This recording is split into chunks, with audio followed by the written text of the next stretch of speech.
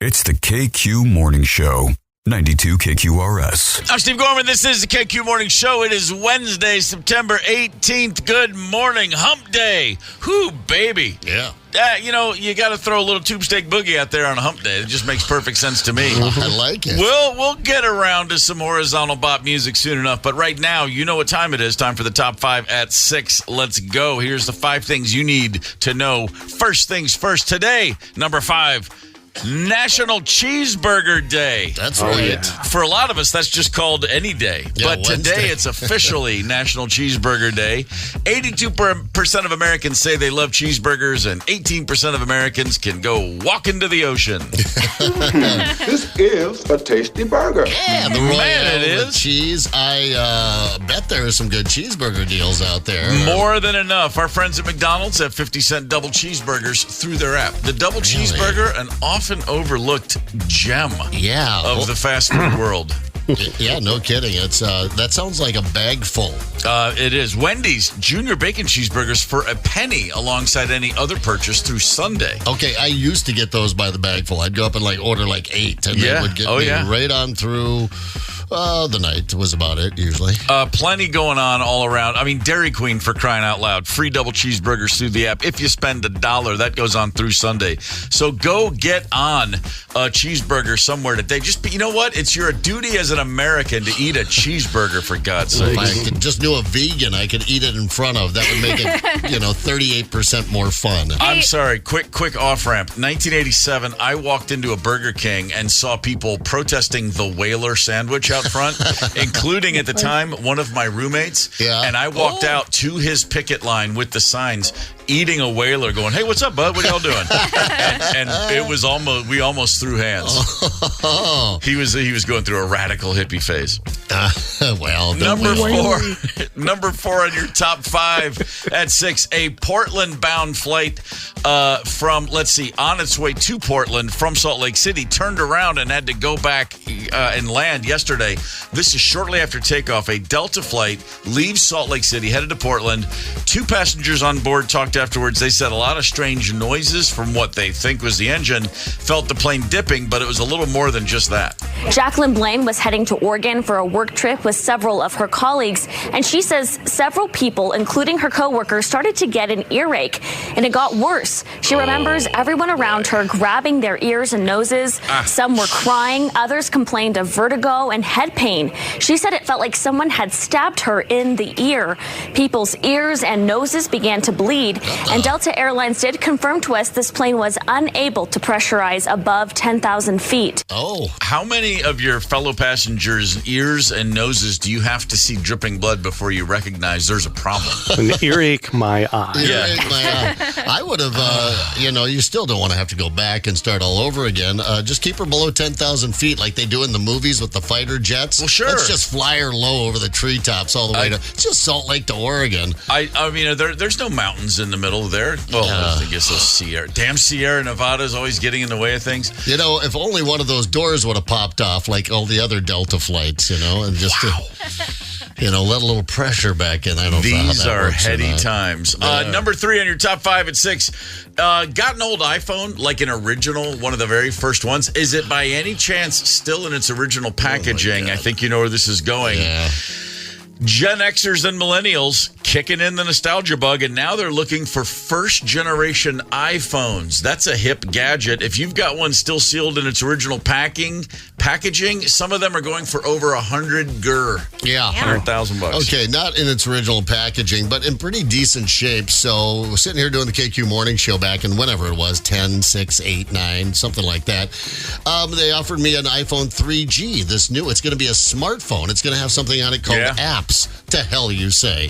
So I got that, and I did a little 6-month promotion. I was a Motorola guy, the old Razor phone. That was my thing. Yeah, boy. But I switched over, because I'm cheap and easy like that, to the iPhone 3G, which I had for a while, and then it just ended up in the junk drawer. Yeah. And it just ended up there forever, and then 8 years later, I was on to other iPhones. And I remember someone saying, you can take it in and get $5 for that or something like that. But I pitched it. Well, yeah, I just wanted to get rid of it. Well, I just threw it away. Yeah. I don't know. If that's worth $100,000 in the packaging, What did I throw away? 10 G's? Something like that? Rosemary crossed the Rubicon first. Actually, I got her an iPhone for that Christmas that first year they came out. So she was the first one in the family with one, and she's the least gadget. She's like, I don't know, you should get this. I don't want it. And I gave it to her, and within a week, she was like, oh my God, this is the most amazing thing ever. Yeah. Within a day, really. But she said, not me, she said, they're going to, we should get another one of these and just keep it in the box. She goes, she said, it's going to be like a toy, Rosemary. She said it. And I was like, that's a great idea. Add it to the list of all the great ideas I've been given that I ignored. Oh, God. 100 G's. Number 2 on your top 5 and 6, the Twins beat the Cleveland Guardians, those pesky Guardians last night, 4-1. A game and a half behind Kansas City right now. Boy, still with a game and a half lead over the Tigers for the third and final American League wildcard spot. The Twins are not rolling into the postseason on fire. Not charging for the finish line here, and 4 and 6 of their last 10. 4 and 6 in the last 10. That's not what you want to see. No, the rally sausage letting us down here a little bit late summer. But you know what? I was talking to a buddy yesterday. Oh, the Twins, you think they're going to make the playoffs? And he said, I just don't. I'd rather they didn't. I'm not, because this team isn't going to beat the Yanks. It's not going to beat the O's or the Stros probably. And I'm just I don't want to see another clobbering in the playoffs. But what the hell? A little playoff baseball could get exciting here. I don't know. You never know. That's why they play the games, Brian. I mean, wild card teams in Minnesota Twins, have gone all the way before. I don't know if this team has that kind of juice, but we'll see. Good morning, Zimmerman, Minnesota. Hey, hell yeah. Good Zimmerman. morning. The Morissettes, the first family of Minnesota, I call them, attend a lot of the KQ events over the years. And up Zimmerman Way, Chris and Lisa, good morning. If you're Very out nice. there. And to everyone else, too. We're not just giving the Morissettes all the shine. We love them. But, anybody in Zimmerman, we're happy to have you with us. Yeah. Number 1 on your top 5 and 6. Work can be a grind. We all know this. Yeah. But that doesn't mean you get on GRINDR and leave work to go hook up. This guy. But that's exactly what a Minneapolis police officer did earlier, let's see, in 2022. Left his post to engage in a sex act with a woman who he met on GRINDR. When I say left his post, I mean he was on the clock. Well. He did not get off work and on his way home stop for a booty call. He was on the clock the entire time while he, quote, engaged in sexual activity. He has been relieved of duty now. He had been with the MPD since 2019. This went down in 2022, and now he's officially been removed from duty. So he punched in before he punched out. Wow. Hey. Pow. Yeah, he did. You say grinder. Is everyone else thinking sub sandwich? I don't know what they don't call it that around here, do they? Grinder, I like it. It sounds sexy.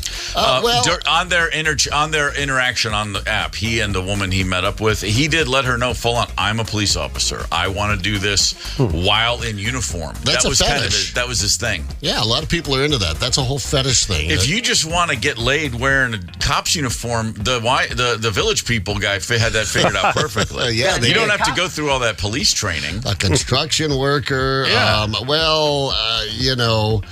I suppose if you're on the clock. I guess so. Got a name, cop? It does plant a few seeds in my mind about sex on the job. And you know what? I already mentioned it is Wednesday. It's hump day. Let's find some songs to match. What do you say? Hang tight. Connect with us on the KQ Talk and Text line. 651-989-ROCK. That's 651-989-ROCK. 92 KQRS. Your hump day. We're here to get you past that hump day. So let's do it. Let's talk about humping. Yeah. Let's thinking about the history of rock music and other forms of popular music. No shortage of songs about, as we like to say, the old horizontal bop. That's right. Boop. I feel like they're all about that, really. Maybe I'm just, I've got it on my mind, but... The good ones. Yeah. Imagine me as a kid, and I mean like 8 or 9 years old, and I'm digging into... I'm finally going to summit Everest, and I'm going to dig into my brother's copy of the White Album with all those weird Beatles songs. I'm like, that's it. I'm going going through this. And at some point, I'm listening to Why Don't We Do It in the Road, and it hits me. He's talking about doing it in the road. Oh, my God. It was dangerous. like a watershed moment. Like, Paul McCartney's talking about sex. Oh, man, no way. I remember cruising through the kitchen singing the old acapella, You Shook Me All Night Long. Oh, she sure. was a rasp machine, and going through with American Thighs. And my mom's like, what are you singing? Yeah, right. I'm like, oh, this is a song I heard on the radio. And, she, don't stop it. I'm like, I guess, probably not a mom's song. The switch gets flipped, and then suddenly you're going through every song you've ever heard and listening. Oh, hang on. Yeah. New ears. I get it. What are the best sex songs? Let's just call them what they are. Tony, you want to set the mood? You want loud, brash guitars? Where do you go? Something smooth and sexy. Well, I go back to Bob Marley Jammin' because that's what I lost my virginity to. Okay, hold on. Wow. Yeah. Wow. Yeah. I just anything else you can share about that moment? Was there a lava lamp? Was there a lava lamp involved? No, God, that would have been perfect. I should have been holding one. Was there a beanbag chair in the room? It was awkward, brief, and funny. Attaboy. Coming of age in the late 80s. I think it's going to happen. And they go put on Love in an Elevator. Hang on. Let me set the mood.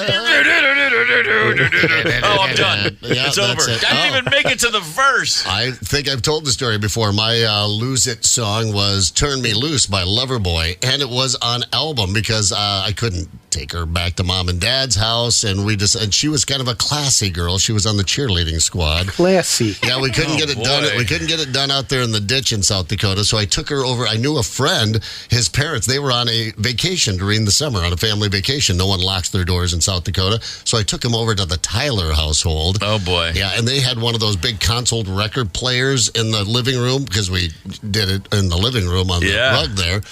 And I put on, I'm like, oh, Loverboy, I know this album, Turn Me Loose. And I was done before he started singing. That's a long intro. I remember 31 seconds, by the way. The intro is 31 seconds. Oh, boy. Ramped it. Her. Yeah, but man. Nothing. The song, I mean. Well, as long as we're here. Yep. Mm-hmm. Frankie and the Knockouts. Sweetheart. Oh, yeah? I loved you from the start. Not during, but the first song after. Nice. During was just panicked, deep breaths. Slow down. Dare we ask over in Studio A? There was no song when the cherry was popped, but my favorite Horizontal Bop song is definitely Poison, Talk Dirty to Me. Oh, yeah. And that is the best sure. Poison song. I don't give a crap about your roses. That's the one we should be playing. Wow. All right, fair enough. Well, let's light up the KQ Talk and text line 651-989-ROCK. Text us in if it doesn't have to be your first, but what's the best? Well, you know what? Whatever you want to say. You got a song, puts you in the mood? We'd love to hear from you about that. We do have one text already. I think we're alone now. Tommy James and the Shondells. Yeah, that's what you thought. But her older brother had his friends in the other side of that locker room listening through the vent. That was me talking to my right hand when I was 13. Well, and you remember that time when everybody goes through that where you're like, I wonder if it's any different if I use the other hand. Of course. I wonder if it'll feel like it's someone else. It's just a different rhythm, Doesn't really work.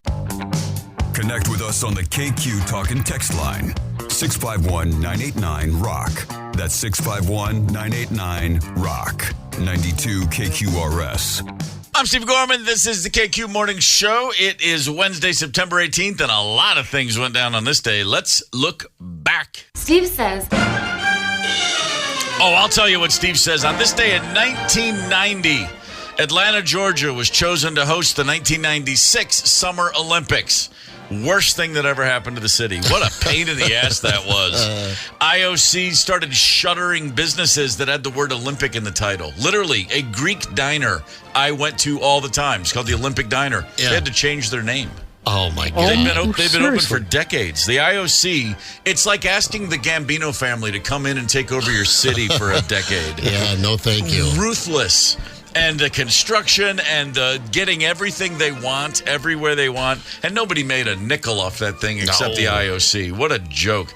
Plus, there was a countdown clock. They put it on a downtown overpass where the two big interstates connect. It's called the Downtown Connector.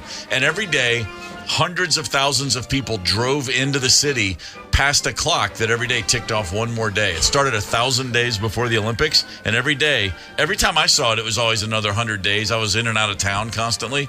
But I thought for years, someone's driving to work every day watching their life tick away. Oh, man. That reminder. Imagine sitting out on 494 right now. Exactly. Think of the busiest part of your commute, and every day you're reminded, one more day in this car. Right. One more day in this car. I think someone would have to get up on that overpass and liberate that thing sometime in the middle of the night. It's the KQ Morning Show, 92 KQRS. You're listening to the KQ Morning Show. Steve, Zep, Tony, and Ryder on 92 KQRS. Good morning for Wednesday, September the 18th. Good morning to everybody up in White Bear Lake. White Bear Lake. Go Bears. Go Bears. Go Bears. I know. I just have not been up to the VFW yet this summer. I got to get up there. It's right on the lake. You've got yourself a beautiful view. You have pull tabs. You have cold beer and a tasty menu. I'm not needing much else. No, that's it. That's kind of it. That's a good place to be. Go Bears indeed. Glad to have you with us this morning. For all of us who come in very early in the morning and get to work, that's only me for a year and a half. I still feel like I'm new at this morning job thing. I've always had jobs at night. I've always had a later life until recently. But I'm combing back through the recesses of my memory bank and thinking about all the times I was ever tempted to get it on at work. Let's just call it what it is. We told you the story earlier today. A Minneapolis police officer has been removed from duty because he did just that. While on the clock, he stepped away from the squad house, as they say, and hooked up with a woman he had met on a dating app. They engaged in sexual activity. Again, this was while he was in uniform and on the clock. Yeah, see, I think this is more of a Bemidji cop thing. Things are a little slow. If old, Hank or whatever, took a spin over to the local mistress's house and got it on, I don't think anyone would get too worked up about that. See, and that on the heels of another story this week, a substitute high school teacher in Tampa, Florida, was removed from his duties. He wasn't getting it on in school with another teacher, not another student. Okay. He was getting it on with himself in a classroom. Now, granted, it was during lunch break. He was alone in the room. I'm not defending him. I'm saying just I don't want to paint a picture that's uglier than it already is. Yeah. But another administrator walked into his classroom to say, "So how was math class?" And there he was, pleasuring himself. So obviously these are two different situations. When I think about sex at work, I always think about coworkers consensually going, "Hey, we got a minute. Let's duck over here and see what happens." Yeah. And I'm looking back going, man, I don't think I ever did that. I had a lot. There's a lot of flirting going on. There was one moment at the back room of a record store where I thought something might very well happen. Yeah. And what I thought was an introduction to, hey, we both know what's going on here. Let's go to the back room. It turned out to be, hey, I wanted to tell you, Teddy proposed. I'm getting married. That was a weird turn for me. That's a big turn. Hey now. Wow. Okay, I thought this was going in a whole different direction. That happened. Just as you're leaning in for a kiss. Man, and then the only other time, so I've 2 times in life, I really had a coworker where I thought, oh, this is totally going to happen. The other time, I had a summer job working at a camp. It was called Camp Happy Days, and it was for kids. Well, hang on. It was for kids with physical handicaps. Yeah. And it was the greatest summer of my life. It was so rewarding and wonderful but also very real. Yeah. Very difficult, very tough, but great. And I still have friends from the summer of 1984 from that experience. There was a girl on staff, kind of cute. A couple weeks in, I noticed that she's kind of flirty with me. And, hey, this is kind of going on. I got a girlfriend, but she's not here. And I don't know. Maybe I don't know. Maybe I'm going through all these thoughts. This is happening for like a week in my head. I'm thinking all about this girl. And she said she's from Indianapolis. And I'm like, that's kind of a big town, huh? Indianapolis? Maybe that's something exotic to me about Indianapolis just because I've never been there. Big city girl. True, 100% true story. I go to my buddy Jeff Sweeney's apartment. He's got on his table the 1983 Playboy issue of the Playmate Search. Do you remember they used to have the Playmate Search, and women would submit their photos from all over the world to be a Playmate? Yeah, they used to go through like the Big Ten conference, the women of the Big Ten. There was that one. Sure, always a good one. This was the Playmate search, 1984, and I just opened it up, and I flipped through it, and boom, guess who's there from Indianapolis, Indiana, Seriously? wearing only a pearl necklace. It's Jay Giles Centerfold. It was. And I stared at that picture, and packing way more under the hood than I realized. And I just stared and stared and stared. And he's like, "What's the matter with you?" And I'm like, "This is a girl I work with at the camp." And I barely spoke to her the rest of the summer. I was so intimidated. Yeah. It completely.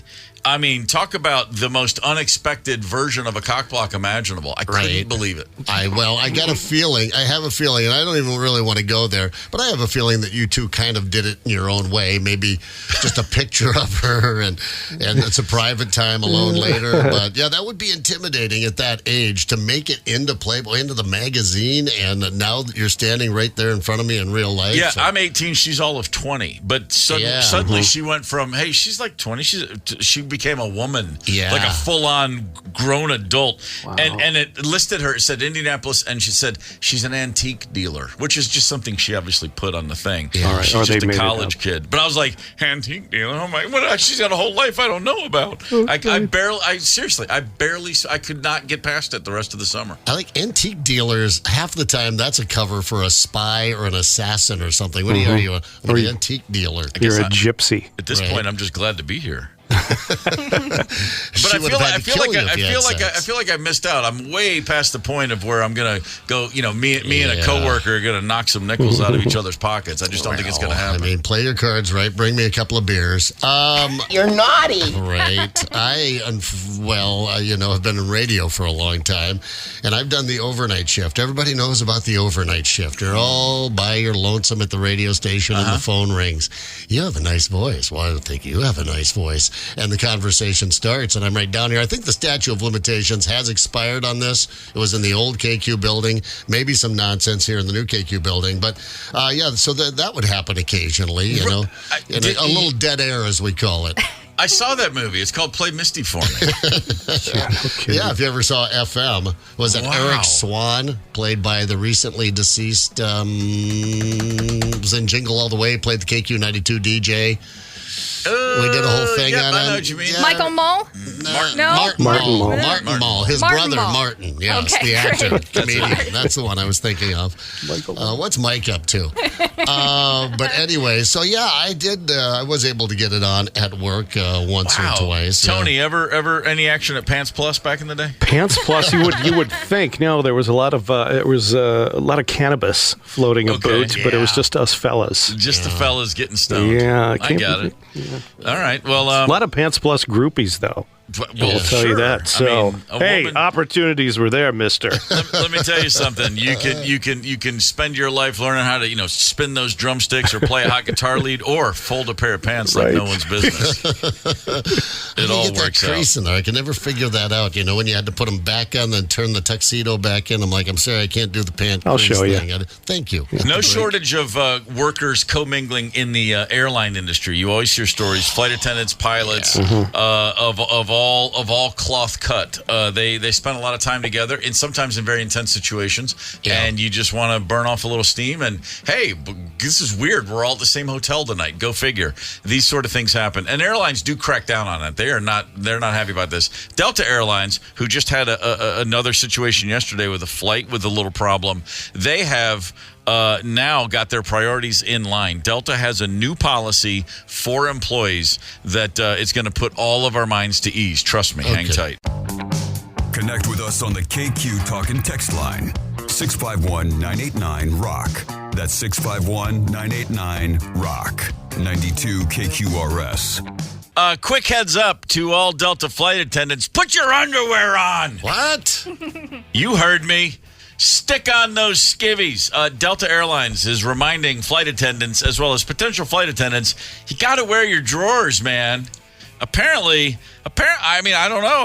If you have to issue memos reminding people to wear underwear, apparently people are going what do you call that? Commando style. A 2-page memo just released, the airline, for appearance requirements, future hires outlining strict guidelines for how one should look during the interview process, training, and then throughout their career. So also serving this to people currently serving, because, listen, we got to think about it all. Grooming, hair, jewelry, clothing, and specifically the underwear. They must also not be visible. You got to wear them, but we don't want to see them. Okay, I get the not visible part. Whatever, if you want to, really get down to it. But why do you have to wear them? That's the problem. If you want them to not be visible, the only ones that are ever, you're never going to see is when you go commando. So you're getting mixed messages from Delta. Okay. You're very angry. Wait, who cranked that Do you shaft? never want to see my underwear, or do you want me to wear underwear? You can't have both. Wow. Well, I think we're going to drop from Ryder anyway. That should pair nicely with the I barfed out behind the Uptown Bar one time. Ryder, are you awesome. Do you read your the letter Delta sent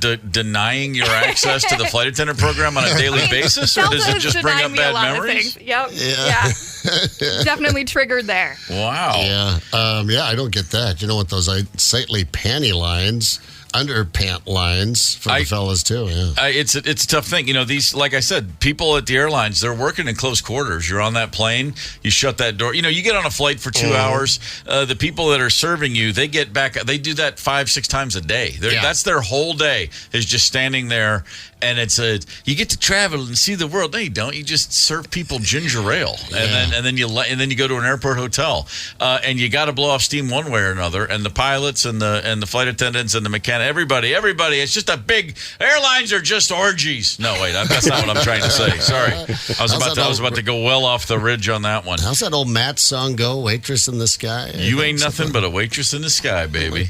Sanitation expert and a maintenance engineer. Garbage man, janitor, and you, my dear. And by the way, I mean, and I'm not saying that with any bit of judgment. If I were locked on an airplane for hours at a time, day in and day out, what do they call that? You got beer goggles. What do you call it at work? The work goggles. You just see somebody, that familiarity over time. Yeah. Before familiarity breeds contempt, familiarity tends to breed a boner. I mean, it's kind of how that works.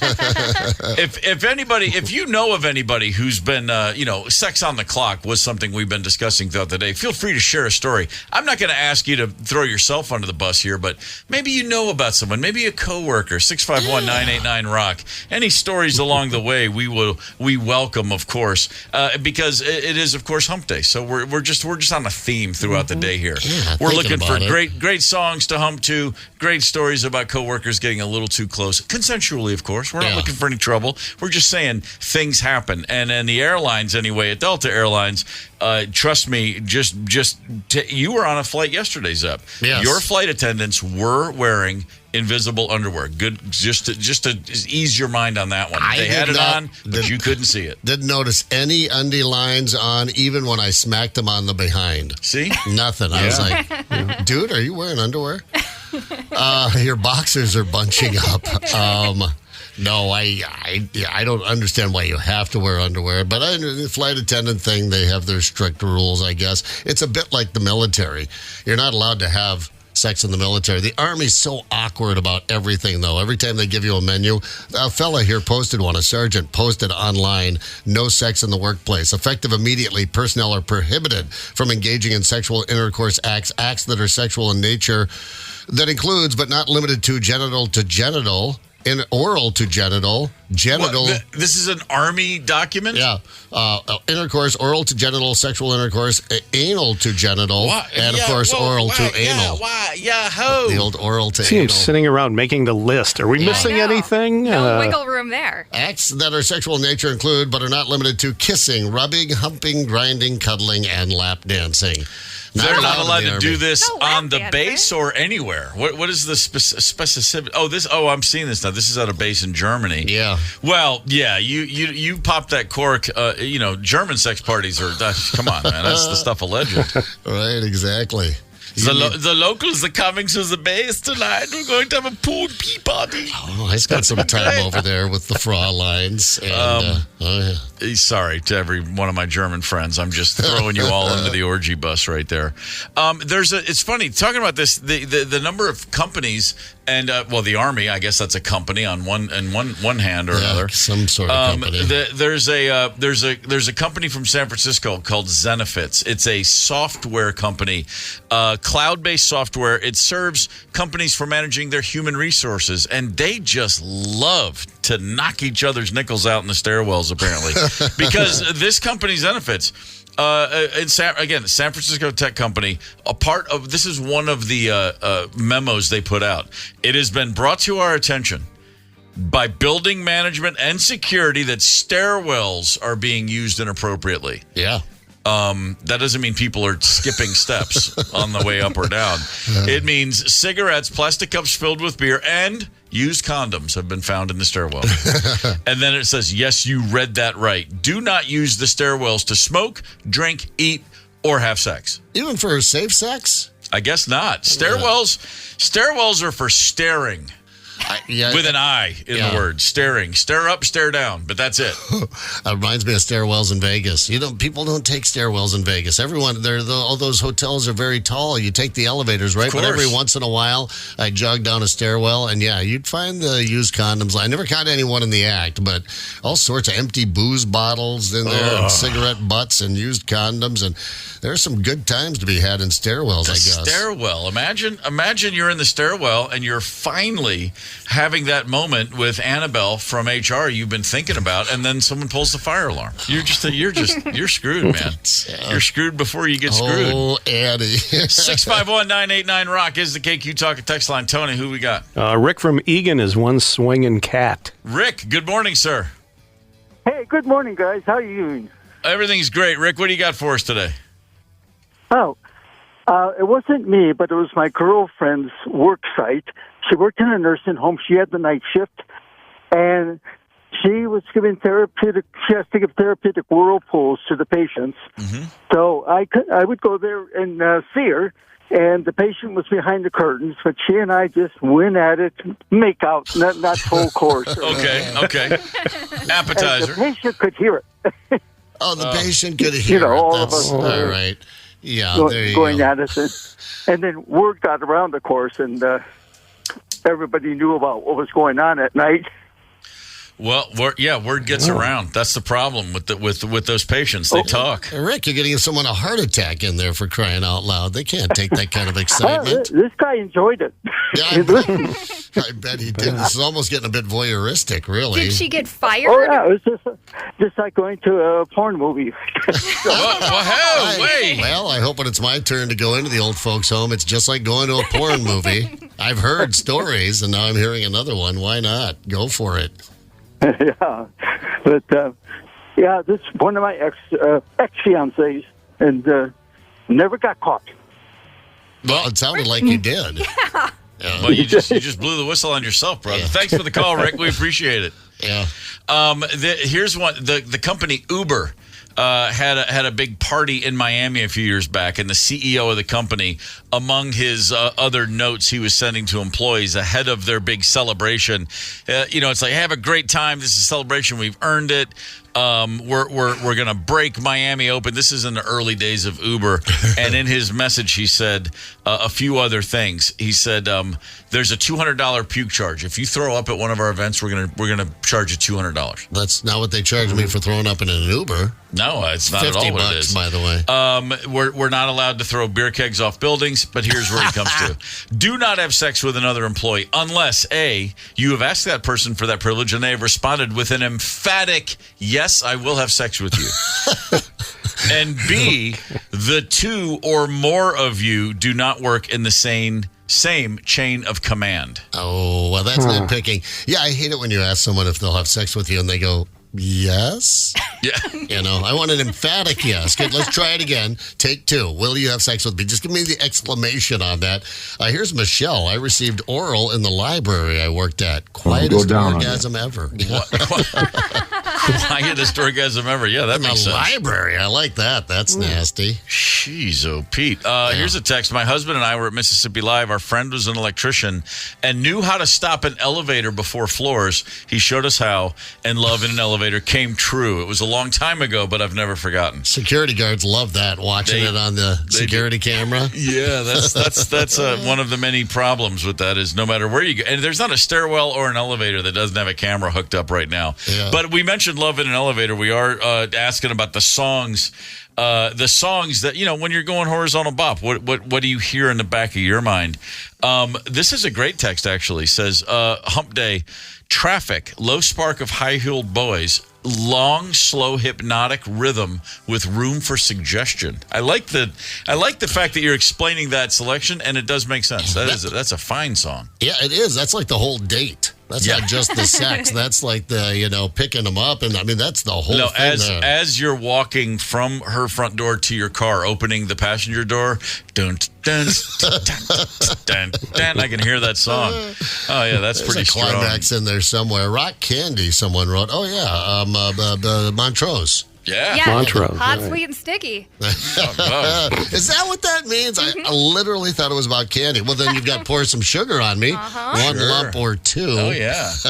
Tony, who we got on the KQ Talking text? Stud Mario, who has a membership in the Mile High Club. Mario, nice. Good morning, sir. Good morning. Before we get into the details, give me your favorite band. Yep. Favorite band? Yes, sir. It's going to be Guns N' Roses. That'll work. Favorite team, any sport? Minnesota Wild. Okay. The Wild. All right. Well, Mario, what have you got for us today?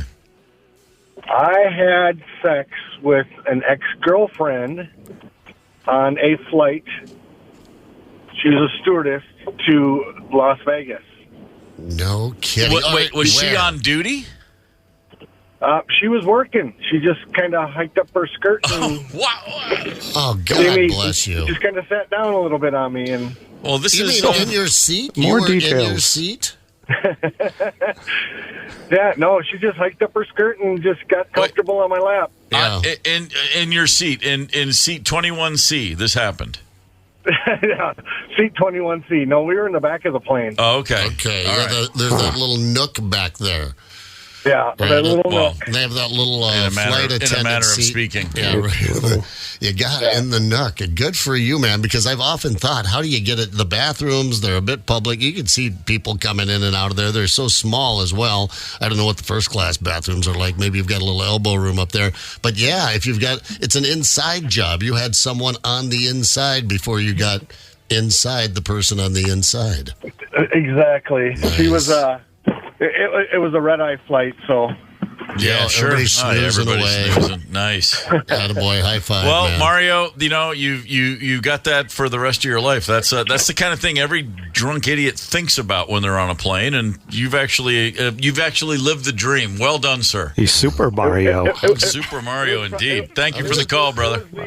It was the best sex of my life.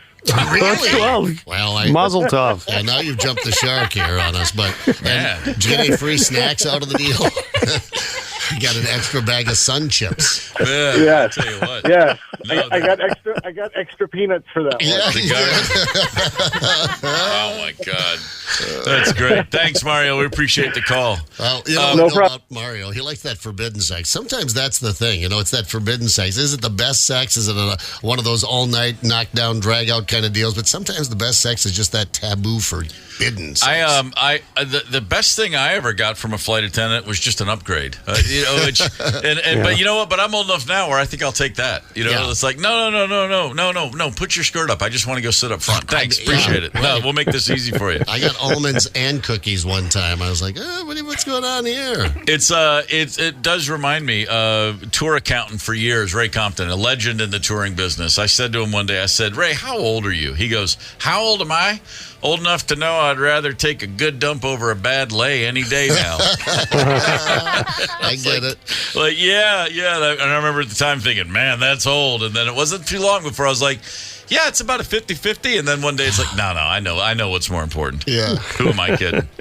Oh, that's fantastic. Another text came in. The second women's restroom at Grumpy's downtown during a busy time.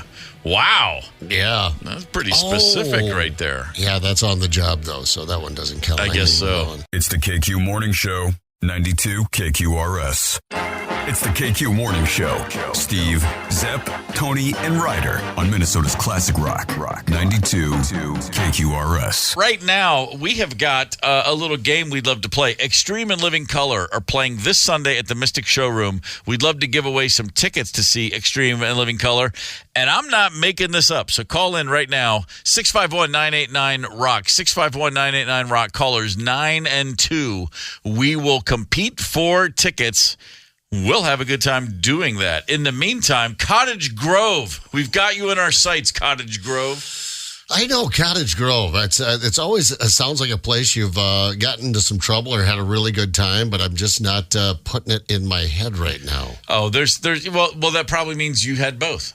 You had a good time, got in trouble, blanked it from your memory. Right, exactly. Nothing so bad or so great, I guess, there. But for, if you're just looking to, I don't even know where I'm headed with this. Good morning, Cottage Grove. Good morning, Cottage Grove. Our digital dude, Bill, who lives in St. Paul Park, will tell people he lives in Cottage Grove because no one can find him in St. Paul Park. Oh, so, all right. Good morning, Bill, and good morning, Cottage Grove. Right on. What I got for you. I like that. Right now, we're about to give away tickets, as I said, to see Extreme and Living Color. I saw Living Color the first time I saw them in 1989 opening for the Rolling Stones, which is actually not an enviable place to be because you've got a stadium of Rolling Stones fans who don't care about you, generally speaking. But they came out and absolutely did the job. Like by the end of their set, the place was going nuts. And I remember, and I'm an idiot at the time who didn't know anything, and I thought, man, that's kind of hard to do. Get a crowd in Georgia to care about the the opening band, right? And it's basically because Vernon Reid's just up there, just ripping faces, melting faces as a guitarist. He's great. Yeah, no, Vernon Reid is. That's the one thing I took from Living Color was Vernon Reid from the whole damn thing. And the other thing about that band, by the way, now that I'm thinking about it, watching them and playing and just hearing a little bit about them at the time, and I'm like, hey, that singer Corey Glover, is that the dude from Platoon? Yeah, he is. He was in the movie Platoon. Yeah, that's right. Before they had a record deal, like he was in that movie, pretty good sized part. Yeah, and then all of a sudden I'm like, wait, how do you do that? How do you get to be in a cool movie and be in a cool band? What the hell? It happens for some people. Man, I guess so. I just didn't have enough showbiz thoughts in my head. I just needed a reason to drop out of college. I wasn't thinking about being in a band that was on the road and actually being in movies and all that stuff. Good for him. A lot of actors have bands too. Keanu Reeves, Dog Star, Johnny Depp's Something Vampires, Hollywood Vampires. It was just kind of an all-star group, really, with Alice Cooper and Perry in that band as well, but they don't make it big. I mean, they don't have a hit. They aren't a legit band that's out touring a lot. I guess like if you're really famous as an actor, and you were already playing music and you already had songs and all that stuff, you're kind of screwed. No one's ever going to take you seriously. Why do we do that? We don't mind if an actor turns out to be. I mean, we don't care if a rocker turns out to be a great actor. You're actually like, hey man, good job, dude. I saw you in that movie. Yeah. Like Jack White was in Cold Mountain, and everyone's like, man, way to go, good for you. Yeah. Jason Isbell's in the latest Scorsese film, Killers of the Flower Moon, and he's good, and everyone's like, man, way to go. You do that in reverse. It's like, hey, Kevin Bacon, no, you're the guy from Footloose. You don't get to go make a record and tour. I thought Keanu Reeves acting as Dog Star at First Avenue was better than on film. Oh, really? Yeah, good I thought to know. He acted like a lead singer really well. Oh, very good to know. So right now we are about to play a game. We did lose a caller apparently, so we need to pick somebody back up. 651-989-ROCK. You be the SWAT team that saves this game. 651-989-ROCK. We're going to lock you in. We're going to play for Extreme and Living Color tickets. But in the meantime, while we're waiting, What are we going to? Should we explain the game today, Tony, or do we need to get the other caller in first? How do you want to run this? Well, let's solicit the caller, and we're going to give him a little taste. This is what we're going to play. The KQ Morning Show presents Yes or BS. Yeah, we threw out the bait, and here come the callers. We got them. All right, so we're just gonna run with caller number 1. Ryder's gonna set up caller number 2 while we work. Let's get to it. All right, it's time to flex your guessing muscle and win a prize. This is yes or BS. We're going to read a statement, and you tell us simply, is it true or is it made up? True or false trivia at its finest. I'm always a fan. Who is contestant number 1? Well, number 1 could be Donna. That's when she was the one on hold initially. Okay. Donna wanna. Do we know if we have Donna? Hello, Donna. Good morning. How are you? I'm fine, Brian. Thanks. Tony, who was the other one? You got to shout out. You might have to shout out both of them. Oh, we had Nicole who bolted. It was Donna and Nicole. Wow. Okay, well, Donna should be there. Hey, Donna, can you hear us? I'm going to say no. Either that or she's punking us. She's very coy, that Donna. Rascal. Well, there she is. There's a giggle. There you are. Donna. Oh, that's Nicole. That's Nicole over here. Oh, Nicole. Good. Okay, All fair right. enough. Well, Nicole, are you ready to play yes or BS? I am, yes. Okay, great. Can you tell me your favorite band first things first? Right now I'm pretty hooked on Rush. Yeah. That'll work. Favorite team, any sport? Minnesota Vikings. All right. Hope they go somewhere this year. They're 2-0. Every Vikings fan says it the same way. Oh. Minnesota Vikings is going down. No. I want to hear somebody There's come on. still hope. There's still hope. Yeah, well, they're Of 2-0. There's still hope. They're undefeated. It's our year. All right, Nicole, it's time for yes or BS. Good luck. All right, Nicole, your first question. Someone who is a skilled player or has risen to the level of professional in darts is called a spokeener. Yes or BS? Spokeener? Mm-hmm. BS. Correct. Now, I was just going to say, you go to any American Legion in the metro area and say, hey, are you a spokeener? And you're going to get punched in the mouth. Spokeener is welcome. I've got a professional dart player here at work, so I might say that when I go back in. Yeah. All right. Wow. Very good. 1 for 1, Nicole. Are we going to the second caller, or are we going to stay with Nicole through this?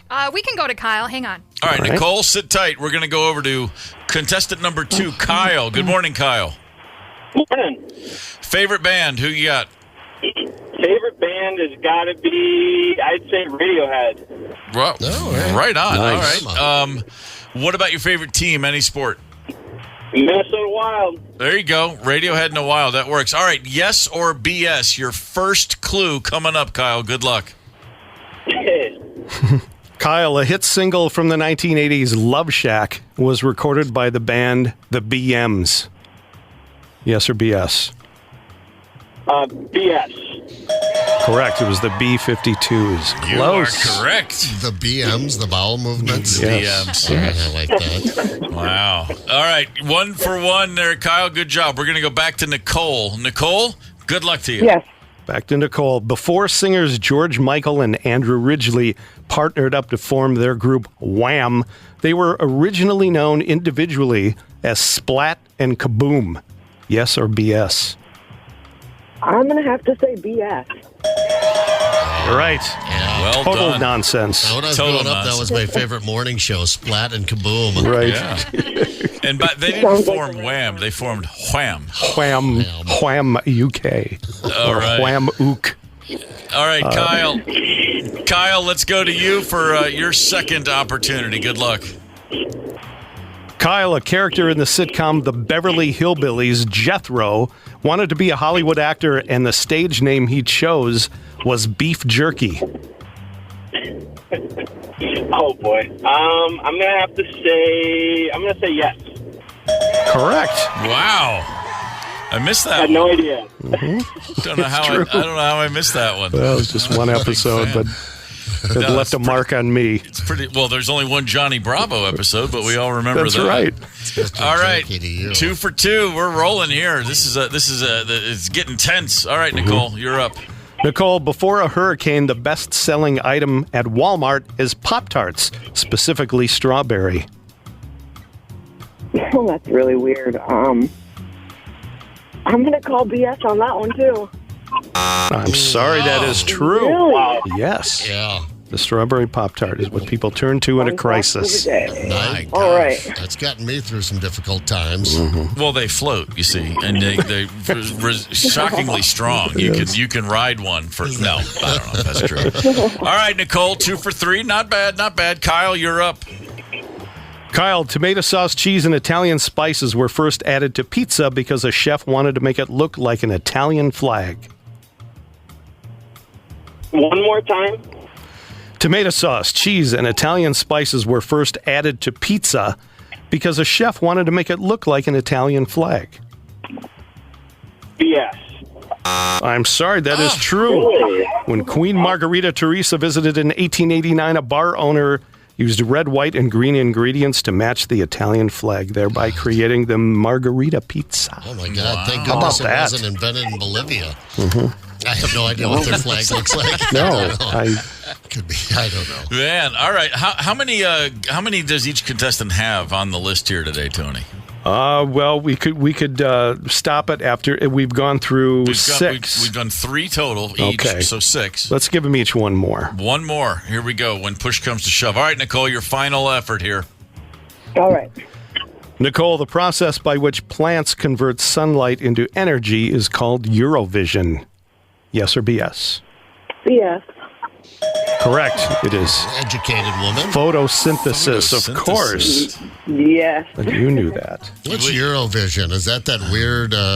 It's weird. It's a network over there. Yeah, Isn't it like a right. sports network or something? Yeah, right. I've seen it. Nicole clearly paid attention in botany class. All right, That's Nicole, probably the only 3 class. for 4. Very well done. All right, Kyle, this is your final one. You got to get this to push this into a tiebreaker. Good luck, sir. Kyle, the main ingredient in manufacturing hefty trash bags is secretions from the intestines of a barn owl. BS. Yeah, it's true. It is not. It is not. But we wanted it to be true. Right, exactly. All right, you guys both went 3 for 4. Very well played. That means it's time for a tiebreaker. How this works, Tony will ask a question. You will both answer. The answer closest to the correct answer, the answer closest to the right answer, will win the tickets. So Tony's going to ask. Nicole will get you to answer first, and then we'll hear from Kyle. All right. All right, kids, in the classic 80s video game Pac-Man, how many dots are there in the very first level of the game? How many dots? To gobble. 84. Okay. Solid. 84. Not, though. All right, Kyle, Well. did you hear the question? Yeah, that's a great guess. I'm going to guess 96. Wow, 96. Correct answer is 240. Oh, wow. Well, I never got that many. Never got past that first level. Well, that's a close one then, but Kyle edges you out, Nicole. Nicole, thanks for calling in and playing. Great effort. Kyle, thanks for picking up the slack and giving us a second player today. You, sir, have won tickets. Extreme and Living Color this Sunday at the Mystic Showroom. Have a great time, brother. Thank you. You got it. Well done, Groovy. Nicole and Kyle. Very well done. I wonder if he's ever been to one of those Kyle festivals, where they get all the Kyles together. Ever heard of those? Every year I've they heard try to break every the now and world again. record. I didn't know Kyle. There's some name on that, I think. Well, I'll ask him next time he calls in. There's a Scottish comedian named Dave Gorman, and he always does this thing where he tries to get all the Dave Gormans of the world to be somewhere at one time. And Seriously. I have a brother named Dave Gorman, and of course he's like, oh, I'll do, yeah, I'm right on there. It's just kind of how he rolls. KQ up north, oh yeah, that's right around the corner. Join us, won't you, with Hoffman Weber Construction. October 3rd through the 6th, we'll be at Cragen's Resort on Gull Lake. There's going to be a broadcast of this very show, the KQ Morning Show. We're going to have a karaoke party. There's going to be a dinner cruise, live music, and much more. Book your stay right now at 92kqrs.com. Again, sponsored by Hoffman Weber Construction and Cragen's Resort on Gull Lake. We're going to have a good time. Now, if I were to get it on there at Gull Lake at Cragen's, that would be like having sex at work, wouldn't it? I could check that box. It would be. right. Yeah, okay. Good luck to you, sir. Check that box, so to speak. Thank you. We're going to have a great time, and Fred Garvin, male prostitute, is apparently going to join us. Garvin. Right on. So it's going to be a great weekend. Sometimes, not sometimes, every time we're paying the bills It's a little stressful. I don't care how well you're doing. You're like, you got to be kidding me. This again? What if you were paying a bill that wasn't your bill, but you've been paying it anyway? Forever. A little tough. Hang tight. Connect with us on the KQ Talk and Text line. 651-989-ROCK. That's 651-989-ROCK. 92 KQRS.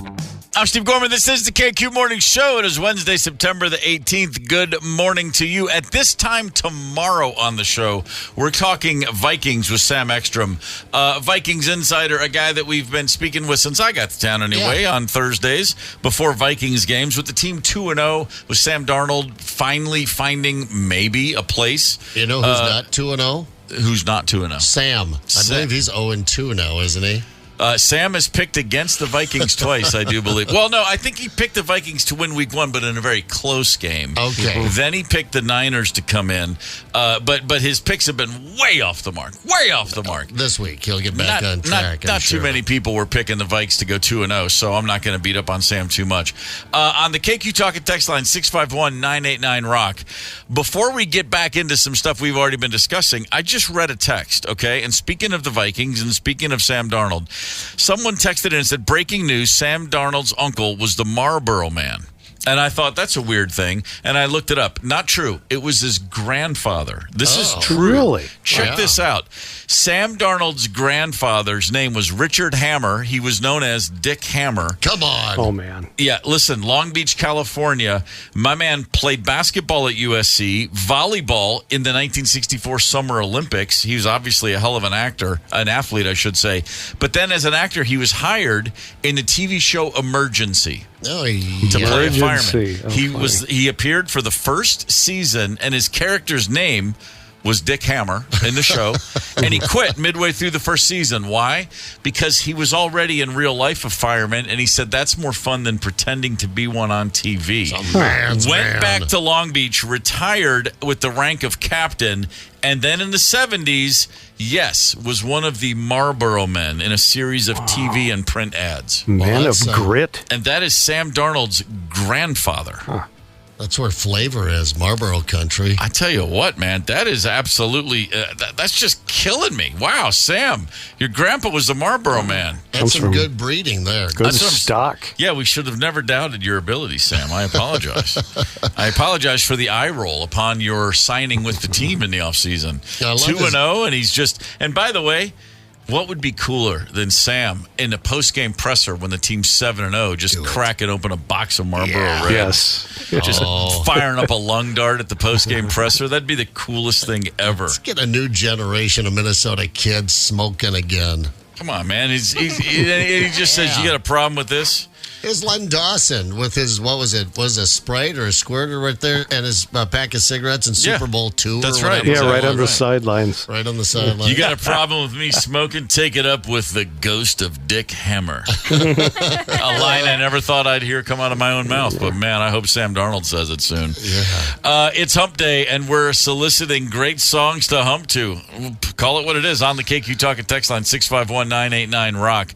An awful lot of songs, whole lot of love. That makes perfect sense. How about this? Mitch said, Bob Welch, Sentimental Lady, works every time, even 45 years later. I mean, that's to get her into the sack. But once she's in the sack, then she's going to want to hear something with some beat, a little more rhythm. It's a process. It's like a 7-course meal. You've got different size plates for different appetites. John from Burnsville wrote a squeeze box from our house in the 70s. The old squeeze box. Wow. Okay. Mama's got a squeeze. Yeah, I can see it. So I'm doing someone, and someone's singing about mom and dad doing it. Yeah, right. It's kinky. I like it. I like that angle. There you go. Might want to uncover a little bit of those issues elsewhere. But, right. But I guess there's never a bad time to rip the Band-Aid off. Don't know exactly what I'm referring to here. Just let the euphemism meter spike red if you want all day long. And speaking of meters spiking red, check this out. A dude in California, his name is Ken Wilson. He has been living in an apartment complex for 18 years. That in itself, man, living in an apartment, and he lives alone by himself for 18 years in the same place. All right. And he has been wondering about his power bill. He's like, my electric bill, it seems like it's kind of high some months, and it just seems like it shouldn't be quite so high. All right. He has called the company PG&E a few times, and they just kind of give him the runaround. So my man went out and he bought a device to tell him how many watts his appliances are giving off, so he can track his daily energy consumption down to the exact number. This is what a man living by himself in an apartment building has time for. Again, thank you. You took the words right out of my mouth. This is not something you do when you have a roommate or a child or even a hamster in a cage. So he's way alone. He's been trying to figure this thing out forever. We have a little bit of Ken talking about his problem here. Even after I turned off my breakers, I kept going outside to check my meter to see if it was still running, and it was still running. And I couldn't believe it. When I was seeing these spikes with my breakers off, then I said, I'm not looking at my meter. This is somebody else's meter. I feel powerless right now because I can't control my own meter.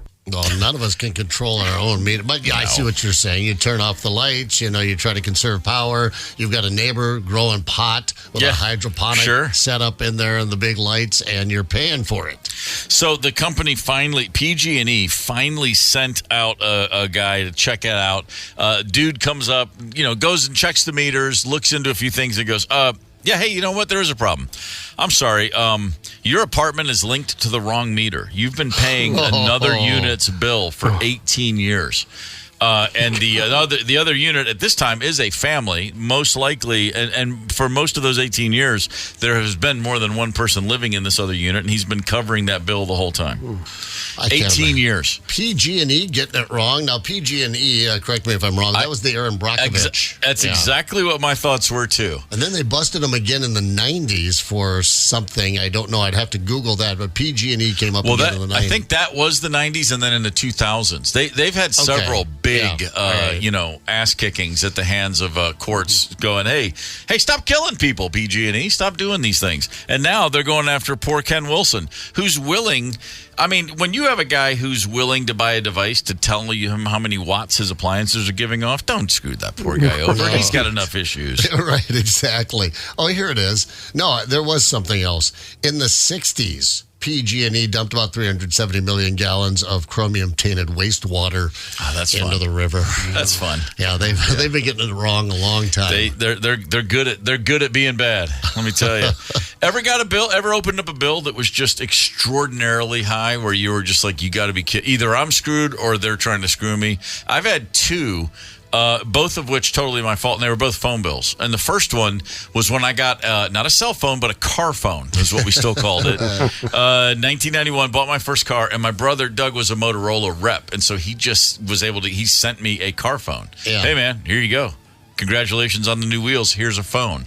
I'm like, oh my God, a phone in my car? I felt like Captain Kirk sitting in that captain's chair. Got that thing installed because you had to have a guy come and install it and put in the base and the whole thing. And I used that phone on one road trip 3 or 4 times. And the bill came, and it was, I'm not exaggerating, it was almost $400. And I was like, oh, okay, never using that phone again. I mean, literally, I'd turn it on, and then when you would cross into a new region or a state line maybe, or every now and again, it would just ring, and I'd answer it, hello, and it would be like, you are now on Bell South Mobility, or whatever, and you'd get a little pre-recorded message. I'm like, all right, cool, thanks. And it had roaming was a thing. You always had to worry about your roaming charges. But I got my first bill, and it was about $300, I think it was $380, and it was less than 10 calls total. And I was like, no, I'm never doing that again. The second time I had a bill that freaked me out to that extent was a phone bill after the first time I went to Japan and Australia on tour and New Zealand. I was having a rough time. And I was really, really having a very sincerely rough time, having some serious stress, a lot of anxiety, not happy. And I, 3-4 days into my trip, lost track of how many times I was drunkenly calling friends and family. Oh, boy. Yeah, I got home after a month on the other side of the world, and I got a phone bill a month later. It was $20. $2,800. Oh my God. $1992. And I looked at it, and Rosemary and I were already living here. She was like, what in the hell? She's like, I mean, I know we talked a lot. And I'm like, that wasn't just calling you, babe. I was like, no. I got a lot of brothers and I got some friends that I was just out of my mind calling people. I was just looking for, hey, you know what? Worth every penny. All right, got you through it. Yeah, I remember the roaming charges going to Mexico, and for no good reason I was calling people. Just to let them know I was in Mexico. What are you guys doing? That's good enough reason. What is it, 72 below there in Minnesota? Oh, it's 72 above here where I'm at, and got home and had a $380 bill, and I didn't know bills even got that high back in the late 90s. I have a buddy who's produced a lot of rock records, done very well, and the first time he went to London to work at Abbey Road Studios, he was producing an album at Abbey Road. Yeah. Which is, for anybody on any level, that's a big-ass deal. Yeah. And he, I was one of many people, my phone rings one day. I'm like, hello. Hey, man. I'm like, hey, dude, what's going on? He goes, I'm sorry, I can't talk. I'm producing a record at Abbey Road. And he just hung up. But he did that to like 100 people. Yeah. He just couldn't stop himself. And then, same thing. He gets the $600 phone bill for a series of 5-second conversations. Like, oh, damn it. But sometimes you just got to let people know where you are. You do, Nowadays, you put it on Instagram like a jerk. In the old days, when you wanted to humble brag, you had to pick up the phone and dial a number, by God. Oh, my God, yeah. Unexpected bills, man. That's pretty much it. I'm also the victim of fraud. I had my identity swiped. Yeah. 7 or 8 years ago, and I got a whole bunch of bills that I didn't have to pay, but as they started coming in, no exaggeration, by the dozens, all these new accounts opened with my information. Thankfully, a year or so later, it was all cleared up, and I got my stuff back in order. But pretty stressful, pretty trying times. We just talked about it about a month ago. I was showing you these bills I was getting for Chinese vases. 120 Chinese vases I ordered off eBay for about $5,000. And they're being delivered, and went through my PayPal account. Now, I did get all that reversed, and it didn't actually come out of my account because I had that intermediary PayPal there that had my back. Thanks, PP.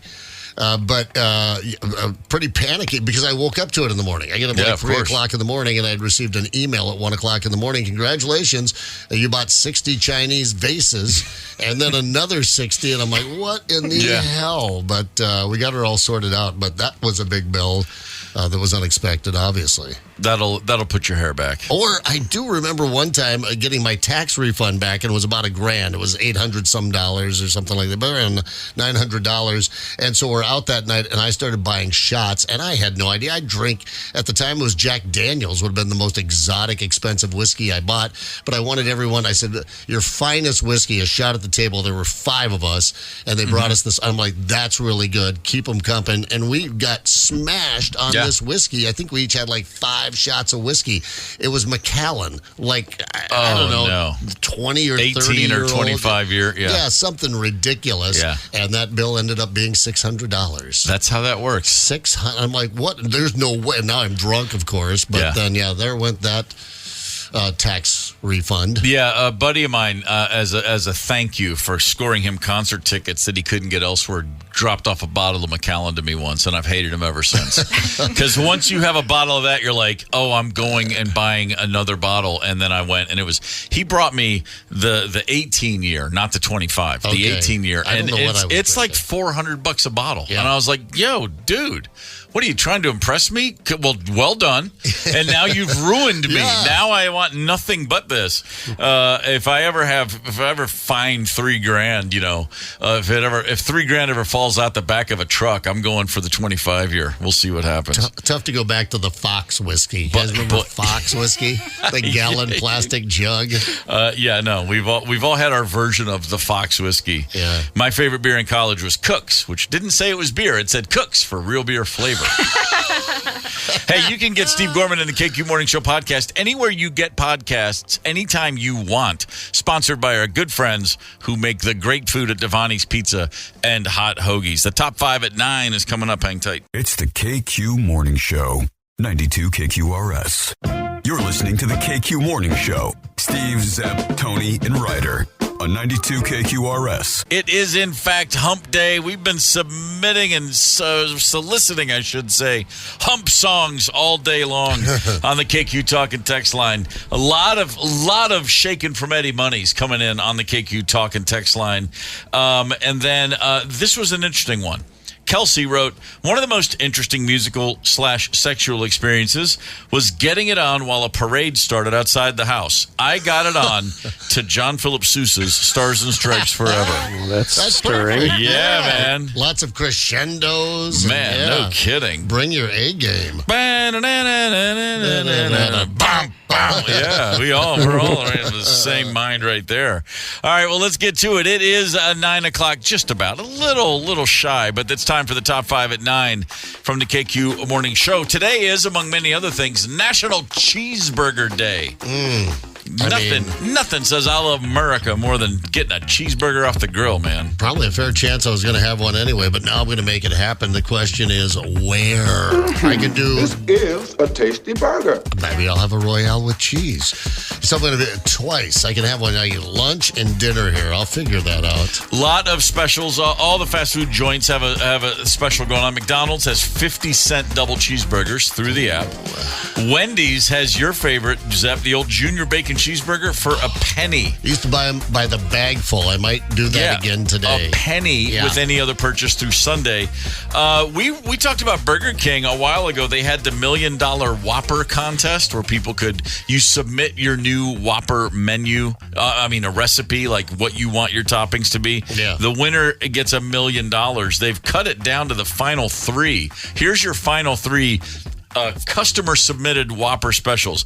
The Mexican street corn Whopper comes with seasoned tortilla strips and spicy queso. I love that street corn. I'm not going to say no. Love me some street corn. The Maple Bourbon Barbecue Whopper. Yes. Bourbon barbecue sauce, jalapenos, bacon, and maple bacon seasoning. Oh. Do you want to say yes again, Tony? See. Yes. That does sound good. I was thinking the maple syrup, like pour it all over it. Okay. And then you've got number 3, the Fried Pickle Ranch Whopper, topped with bacon, fried pickle, Swiss cheese, and pickle ranch dressing. That one feels like it's geared for Midwesterners. It really does. Ranch. Good job, customers of Burger King, coming up with a few things that remind me, as usually happens at this time of the day, I'm freaking starving. So where did Juicy Lucy's fall for today? Does that count as a cheeseburger, or is that its own thing? No, I think it's its own thing, right? That's a Minnesota invention. We talked about that a little bit yesterday, I think. And then cheeseburger and that's what I'm thinking today. I want to keep it simple. To me, cheeseburger, mustard, pickles. If you say cheeseburger, it implies that you are putting a slice of cheese on top of a burger. Yeah, that's it. And then some fried onions, of course, on top of that. A cheeseburger to me does not mean volcanic levels of heat emanating from within the meat like a Juicy Lucy. Doesn't go in an oven. No, that's not how that works. Number 4 on your top 5 at 9. A dicey moment yesterday, a few moments. A plane left Salt Lake City for Portland, Oregon, turned around and went right back to SLC. The plane landed safely. The problem was, as the plane was approaching the 10,000 feet, a few passengers noticed things didn't seem quite right. Jacqueline Blaine was heading to Oregon for a work trip with several of her colleagues, and she says several people, including her coworkers, started to get an earache, and it got worse. She remembers everyone around her grabbing their ears and noses. Some were crying. Others complained of vertigo and head pain. She said it felt like someone had stabbed her in the ear. People's ears and noses began to bleed, and Delta Airlines did confirm to us this plane was unable to pressurize above 10,000 feet. That's what a Taylor Swift concert, that's what I imagine a Taylor Swift concert would be. I took my daughters. You did it too. I've seen Taylor Swift 3 times, my man. I saw her back in the country days, though. Yeah. So when she was just a country bumpkin. Yeah, no. I've seen 3. I missed the country tours. Yeah. She had crossed over before Marley Gorman hopped on board. I'll tell you what, 10,000 feet, so that's when it pressurizes. Of course, they can't keep them coming flying in low like they do the fighter jets below the radar, but I'd be pissed off if my ears started bleeding on a flight. Reminded me of the smartest decision I ever made as a parent, ever. Yeah. Was I went to pick up Marley. She had to go to the dentist during the school day, or the doc. She had an appointment. I had to go pick her up from school. Yeah. She was in, like, say, 5th grade. I pull into the school parking lot. This is in Nashville, Tennessee. This is 10 years ago at least. And I parked the car, and right across the street, just a little 2-lane street, in the front yard of a Music Row type building, a publishing house, or I don't know what it was, small little house that someone has an office in. I look across the street, and I'm not making this up. There's Taylor Swift and a dude, and they're kicking a soccer ball together. And they're 30 yards away. There's no denying it's Taylor Swift. She's almost 6 feet tall, and she looks like Taylor Swift. And I'm looking right at her. I'm like, oh, that's absolutely her. And I go in to sign my daughter out of school, and I'm like, oh my God, I'm going to bring my daughter out, and we're going to cross the street, and we're going to meet Taylor Swift. This is about to be the greatest day of my daughter's life. And as we're walking out, I start to go, hey, you're not going to believe this. And then I stopped and went, what if she's not there? Mm-hmm. And 2 minutes later, when I brought my daughter out, Taylor Swift was no longer there. Well, and I hadn't spoiled it. I hadn't said, I'm about to blow your mind. Taylor's across the street. I kept it to myself. And I, to this day, congratulate myself for not ruining my daughter's day by giving her something I couldn't deliver. She would have thought you were lying anyway. She would have. Yeah. She would have never believed me. To this day, she doesn't really believe me. Seriously. I told her many, many days later, I was like, by the way, I saw Taylor Swift. She's like, no, you didn't. I'm like, I wonder if you just started a scandal also. Does Kelsey and the rest of America know that Taylor Swift is a soccer chick? Oh, hold on a minute. Wait a minute. Number 3 on your top 5 at 9. You got an old iPhone, like an original, like the first ever iPhone, first generation iPhone. If you have one and it's in mint condition, guess what? Some nostalgia festooned Gen Xers and millennials will pay big bucks for them.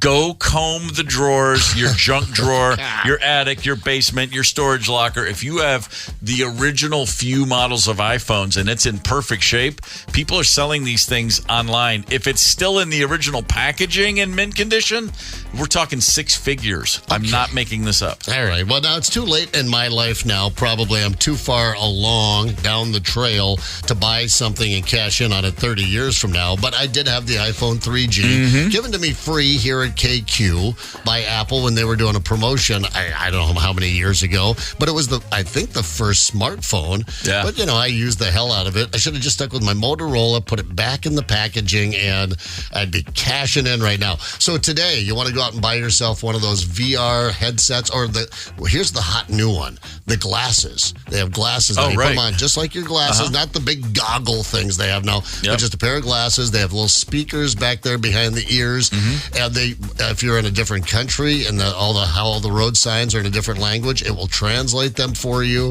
If someone asks you a question, you can turn it on. It'll Google and shoot the answer right into the inside of the lens. Buy a pair of those. Yep. Leave the damn things in the package. I just saw, speaking of technology going to new levels, I saw it was just on Instagram a meme, or it was just a little thing talking about where AI is going. This is already available to certain things, applications.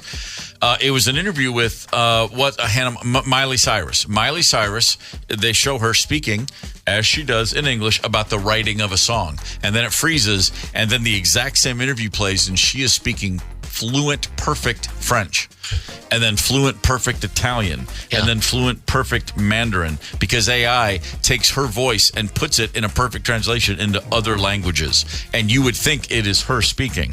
And I heard a few other people talking about this, saying that podcasters now, if you have a podcast, this was the example I heard. It was a sports podcast, Bill Simmons, and he said, people are coming to me saying, really soon we're going to be able to play your podcast all over the world. Like in Portugal, it'll be in Portuguese. It's your voice, your inflections, but it's in Portuguese, and it sounds exactly like a Portuguese speaker. But we're getting way out over our skis with this stuff. What could possibly go wrong? I mean, do you really trust the Spotify AI guy with your podcast to get the translation just right? I don't know, man.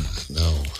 I mean, add a 0 to the paycheck. You do whatever you want with my voice. I don't care. Yeah, if I'm getting paid. Well, we saw Al Michaels did that, right, for the Olympics, the NBC Olympics. They were, they were using Al Michael AI-generated stuff, and he loves it. He's like, I'm going to be sitting at home while everybody's gutting it out over there in Paris, which sounds kind of nice unless you're working your tail off. And he got paid for it. Yes, he did. Paid quite handsomely. Number 2 on your top 5 at 9. The Twins won last night over the Cleveland Guardians 4-1. Not rolling through September. number the way we would have hoped. They are 4-6 in their last 10. The win last night, though, we'll take them where we can get them. They have a 1.5 game lead over Detroit for the third and final American League wild card spot. But the way the Twins have looked right now, any team with a 3-4 game run of, say, Detroit gets hot for 3 or 4 games, and this thing could all be over. We're hoping to see the Twins in the postseason. But, you said earlier, Zep, do we really want them to go to the postseason if they're just going to get boat raced? Well, the answer is always yes. You always want postseason baseball if you can get it.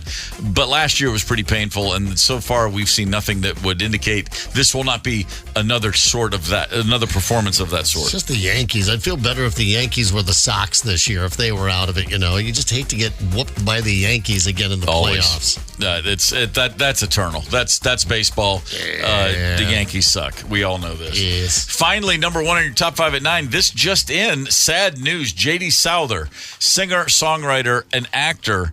J.D. Souther had a few hits on his own, but boy, he wrote and co-wrote a ton of hits for the Eagles, Jackson Browne, Linda Ronstadt, a whole bunch of folks, and a guy that I've hung out with several times in sessions in Nashville. Awesome dude. Hilarious, great storyteller, and a very warm, a bit of a raconteur in all the right ways. J.D. Souther passed away last night at the age of 78. He lived in New Mexico. The story on the street described his death. He's peacefully at home, but I imagine he was ill, fighting something that he probably just wanted to keep to himself. J.D. Souther has a big hand in a lot of songs that we play on this station all the time. Had a few records of his own that did well. Glenn Fry always said one time, he goes, well, his problem is he writes all these great songs and he keeps giving them to me. But JD didn't want to be a pop star. He always said, like, when he put out singles and had his own hits, New Kid in Town, he did that on his own. When You're Only Lonely, he said, I just felt stress and anxiety. Like, he wasn't comfortable being that guy. Very comfortable being the guy behind the guy, if you will.